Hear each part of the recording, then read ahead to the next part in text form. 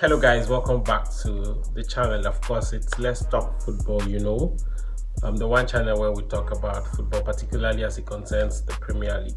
So just yesterday, Manchester United were knocked out, in the third round of the FA Cup by Brighton. That game ended 2-1, of course, in favor of Brighton. They were the first to score in the game, and then they scored again, and then thankfully Manchester United got a bit of a breather, when Shesko actually struck the ball past the goalkeeper of Brighton. But it wasn't enough, to help Manchester United to qualify for the next stage of the FA Cup. So with this, it means that Manchester United are only left with the Premier League to contend for. You remember that they were knocked out of the Carabao Cup, which used to be known as Carling Cup, sometime last year.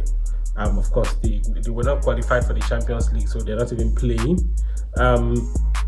They didn't qualify for the Europa Cup or the Europa Conference League, and this season it's not even looking like they're going to qualify for any of these competitions. And all of this is happening even after the club sacked Ruben Amorim. It's really disappointing that even post Amorim era, we're still seeing the same mistakes that that sort of to some extent led to his sack by the club management. And it's really crazy. I remember that in one of the videos I made about his sack, I said that we shouldn't expect any result if we still have this same crop of players who have not really shown commitment, to the club. I remember I told us that Manchester United's problem is beyond a coach problem. And of course, since they appointed Fletcher, to serve as interim coach, while they continue to scout for someone who would be in charge for the remainder of the season. Manchester United has played 2 games, one in the Premier League and one in the FA Cup, of course, against Brighton yesterday. So the Premier League game ended 2-2. Funny enough, Burnley, which Manchester United played against, a struggling side, obviously, even got a goal before Manchester United in that game. It's really crazy.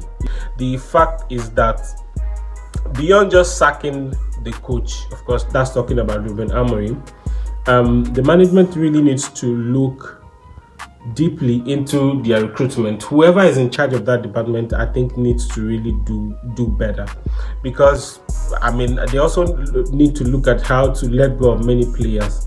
One person particularly who has continued to really not play up to expectation is Diego Dallo. I don't know, there's really no game that Dallo doesn't make mistakes. Just look at how many games he missed. He would have scored 2, 3, 4 goals in that game against Brighton yesterday, but he keeps just being himself.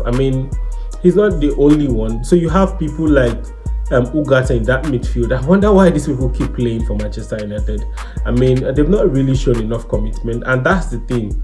So beyond just letting go of a coach, who of course has a big responsibility, to get the club and the players going, I think the management really needs to look into their recruitment process. Who are the players that they are bringing in? Apparently, they need to let go of many players. Like some of them are those ones that I already mentioned, and then they need to also look at those they can bring in.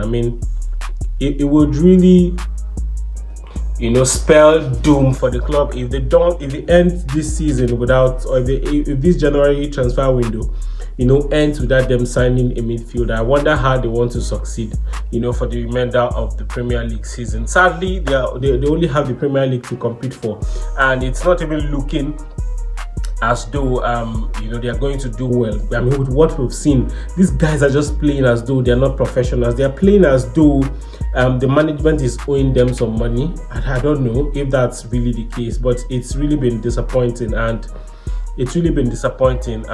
I'm just imagining how supporters of Manchester United globally are feeling right now. There's hardly any match that they just get in and they get entertained and then they win their matches. Just imagine Man City For instance, Man City scored, I think that game ended 10-1 or 10-0 in favor of Manchester City. I don't remember the last time a club was beaten 10-0. You get, so it really shows, it just tells you, the difference between a club that is really committed and then a club that is obviously struggling. I mean, Semenyo, who joined the club, just last week, also got a goal in that. Almost every player apart from the goalkeeper of Manchester City got a goal in that FA Cup encounter. And of course, Arsenal also won their game. So these are clubs that have really shown enough commitment. For Manchester United, I don't know, the players, they don't play like professionals, and I'm sorry to say this. I mean, and it all rests on the shoulders of the club management, like I said, to see how they can recruit people who are committed. I don't think many of those players know what it means to be wearing the Manchester United shirt, because I believe that if they understand, then they will be putting up 100% performance. But with what we've seen, I mean, with this disappointing results that we've seen, even in Fletcher's era, I mean, it means that there's a lot that needs to be done, to get the club back into its glory days. I mean, I saw the way Sir Alex was looking so disappointed, with the performance that was put up by the boys yesterday. I just saw his facial expression, and then you could see a man who, is just remembering his days and the fact that everything has changed, the fact that this crop of players are not showing enough commitment. It's really disappointing, to say the least.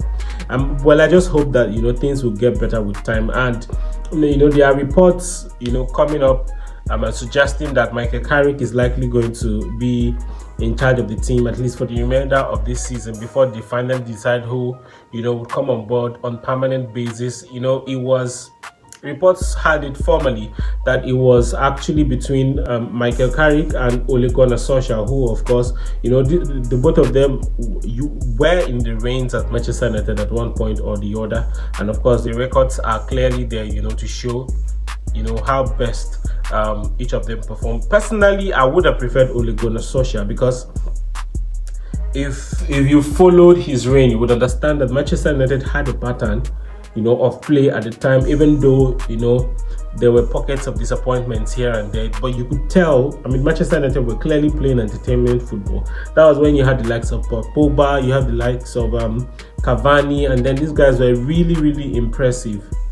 Even though of course they didn't win the Premier League at the time, but you could tell that okay, these guys are committed to the team. But I mean, lately we've had a crop of players who are not showing enough commitment at all. So I don't really understand. Well, like I said, I just hope that the club would, really get things right. But bulk of the responsibility, rests on the shoulders of the person that is in charge of recruitment. Let's really wait and see how everything pans out, because clearly it looks like Manchester United is lacking in almost every department. Maybe apart from the wing department, which of course is controlled by Ahmad and then Mbeumo, but the midfield is largely lacking, and then the defense line, I mean, I don't know.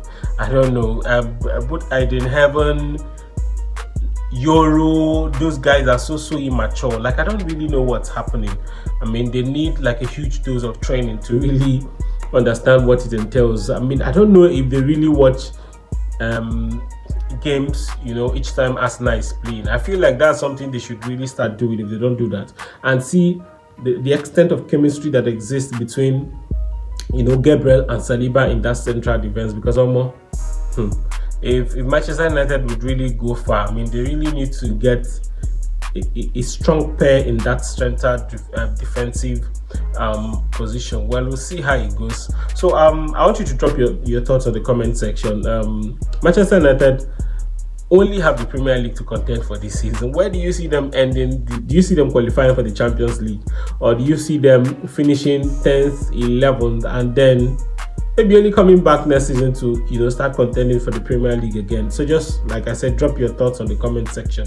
Now, moving forward, I want to talk a bit about the Super Eagles. I mean, they've been super impressive. They've been really impressive. I mean, from the first game, in the group stages, to this point where they are now in the semi-finals, there's hardly a game that they didn't impress me. I think I've watched every single of the games that they've played. I mean, as far as I'm concerned, they've been the best, side in the AFCON tournament so far. So they meet Morocco on the 14th of this month. That's in a few days time, in 2 days time, and we're wishing them well.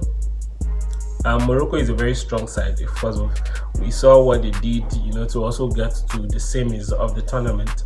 But I strongly believe that the Super Eagles are better prepared. They are stronger and they are more committed, and they are going to, beat the Morocco side, even though they are the hosts, to get to the finals, and then ultimately just, bring the tournament home. Because as far as I'm concerned, that's the only consolation, that the club can really give Nigerians for not qualifying for the World Cup, sadly. So if they're able to win the AFCON tournament, they were close 4 years ago against Ivory Coast, which has now of course been eliminated from the tournament. So currently is a game of the strongest, in the continent. So I mean, there are just 4 of them now who are left, and that includes the Super Eagles of Nigeria. You have Egypt, you have Morocco, and then you have Senegal. So while the Super Eagles play Morocco in the 2 days time, Senegal will be playing against Egypt. All right, so we're wishing them well, but of course at the end of the day, it's the best and the committed side that would win. But on the whole, I can tell you that we're beginning to see a resurgence of the Super Eagles of the 90s, the days of Kanu Nwankwo and JJ Okocha. That extent of commitment is what we're beginning to see. And I think we really need to give massive shout out to Eric Charlie. I don't know if I got that pronunciation correctly.